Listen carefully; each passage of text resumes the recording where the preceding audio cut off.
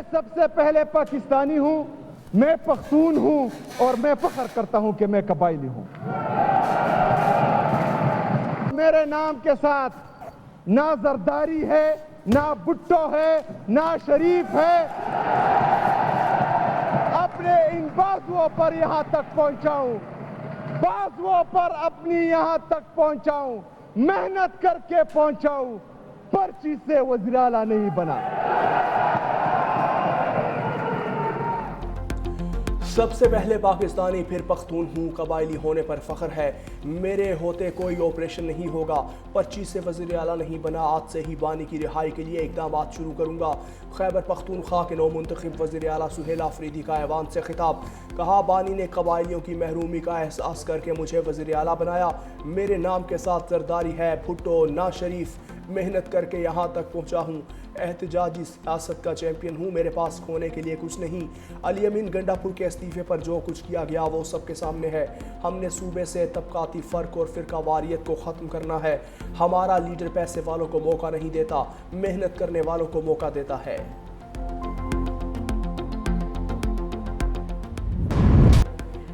خیبر پختونخوا کو نیا وزیر اعلیٰ مل گیا، سہیل آفریدی کو 90 ووٹ ملے، بائیکاٹ کی وجہ سے نون لیگ، پیپلز پارٹی اور جے یو آئی کے امیدواروں کو کوئی ووٹ نہیں ملا۔ وزیر اعلیٰ کے انتخاب کے لیے 73 ووٹ درکار تھے۔ انتخابی عمل مکمل ہونے کے بعد ارکان اسمبلی کے نئے وزیر اعلیٰ کو مبارکباد۔ اپوزیشن کا انتخابی عمل سے walk out. Opposition leader doctor عباد اللہ نے کہا کہ علی امین گنڈاپور کا استعفیٰ منظور نہیں ہوا، اب بھی انہیں وزیر اعلیٰ سمجھتا ہوں، غیر آئینی عمل کا حصہ نہیں بنیں گے۔ اسپیکر نے کہا کہ گنڈاپور نے 2 مرتبہ استعفیٰ گورنر کو بھیجا، ایوان میں بھی اپنے استعفے کی تصدیق کی، آئین کسی کی خواہش پر نہیں چلتا۔ اسپیکر نے مہمان گیلری میں شور شرابہ کرنے والے مہمانوں کو باہر نکلوا دیا۔ دوسری جانب اپوزیشن جماعتوں کا پشاور ہائی کورٹ سے رجوع کرنے کا امکان، ممکنہ طور پر نون لیگ کی جانب سے درخواست دائر کی جا سکتی ہے، پیٹیشن تیار کر دی گئی ہے۔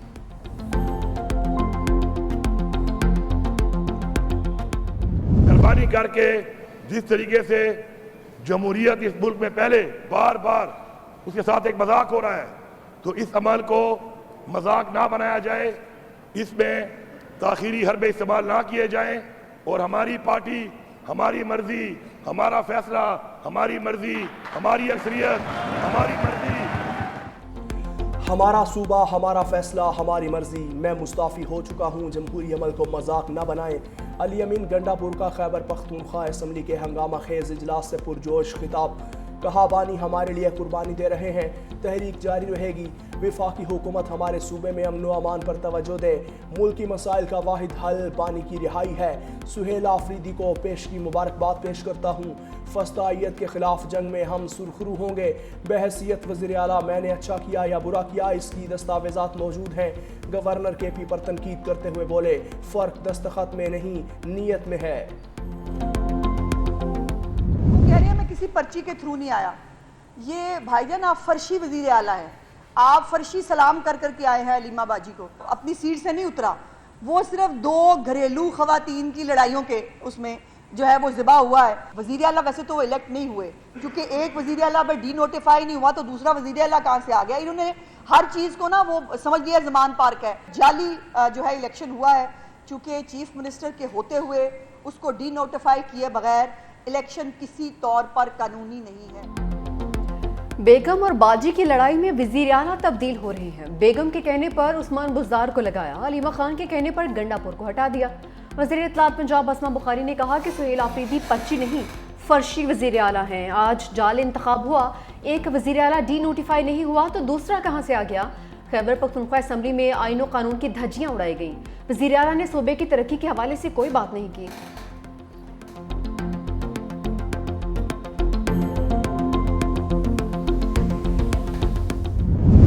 غزہ میں امن کا سورج طلوع ہونے کا وقت آ گیا، غزہ جنگ بندی معاہدے کا اہم ترین مرحلہ مکمل، حماس نے تمام 20 زندہ یرغمالیوں کو رہا کر دیا، بدلے میں 2000 فلسطینی قیدیوں کی رہائی کا عمل جاری، غزہ جنگ بندی معاہدے پر دستخط کی باقاعدہ تقریب بھی آج ہوگی، صدر ٹرمپ کی اسرائیل آمد نیتن یاہو کو ساتھ لے کر مصر پہنچیں گے، دوسری جانب 6 ماہ کے دوران پہلی مرتبہ 400 ٹرکس کی امدادی قافلہ غزہ میں داخل، رفح کراسنگ کو دوبارہ کھولنے کے انتظامات بھی جاری، وزیر اعظم شہباز شریف کی ہدایت پر این ڈی ایم اے نے بھی فلسطین کے لیے مزید 100 ٹن امدادی سامان روانہ کر دیا۔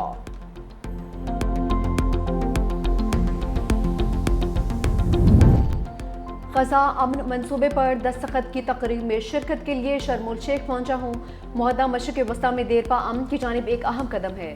وزیر اعظم پاکستان شہباز شریف کا مصر پہنچنے کے بعد ایکس پر پیغام. کہا صدر ٹرمپ کی خصوصی توجہ کی بدولت غزہ میں جاری قتل و غارت کو روکنا ممکن ہوا ہے. امریکی صدر کے غیر متزلزل عزم کے بغیر ہم یہ تاریخی لمحہ نہ دیکھ پاتے. عالمی برادری کو یقینی بنانا چاہیے کہ کہیں بھی ایسا دوبارہ نہ ہو. وزیر اعظم کا 1967 کی سرحدوں کے مطابق فلسطینی ریاست کے قیام کا بھی مطالبہ.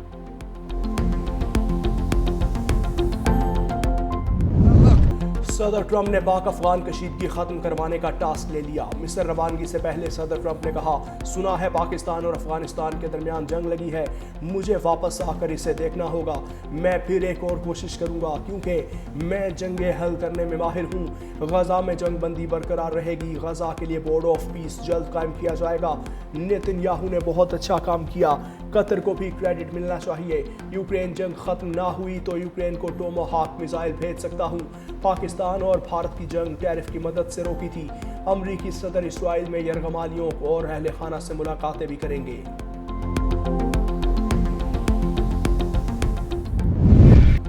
عوام کے لیے مشکلات کھڑی کرنے والی مذہبی جماعت کے خلاف قانون نافذ کرنے والے اداروں کی کارروائی. مرید کے میں مظاہرین کو منتشر کر دیا گیا. ایس ایچ او شہید, 48 اہلکار زخمی, 17 کو گولیاں لگیں. مظاہرین کا پتھراؤ, کیلدار ڈنڈوں اور پیٹرول بموں کا استعمال, فائرنگ بھی کی. 40 سرکاری اور پرائیویٹ گاڑیوں کو آگ بھی لگائی. قانون نافذ کرنے والے اداروں کی اپنے دفاع میں محدود کارروائی. جھڑپ میں 3 مظاہرین اور 1 راہگیر جاں بحق, متعدد مظاہرین گرفتار. احتجاج کے پیش نظر اسلام آباد, راولپنڈی اور لاہور سمیت کئی شہروں میں سڑکوں کی بندش. موٹر ویز بند ہونے سے شہریوں کو آمد و رفت میں مشکلات.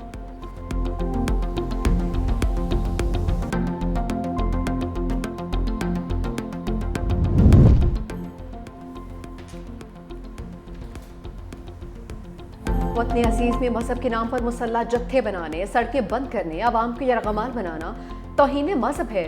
وزیر دفاع خواجہ آصف کا ایکس پر بیان. کہا کہ 2 سال غزہ میں ظلم اور خون کی ہولی کھیلی گئی, کسی کو احتجاج یاد نہیں آیا. جب وہاں جنگ بندی ہو گئی ہے تو احتجاج شروع ہو گیا. وقت آ گیا ہے معاشرے کو یرغمال بنانا, مذہب کے نام پر تشدد کا سبق پڑھانا بند ہونا چاہیے.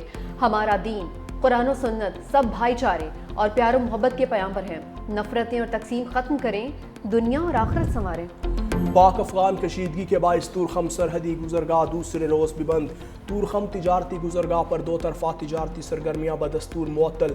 سیکیورٹی ذرائع کے مطابق تورخم تجارتی گزرگاہ سے روزانہ اوسطاً 2000 تک کارگو گاڑیوں کی آمد و رفت ہوتی ہے.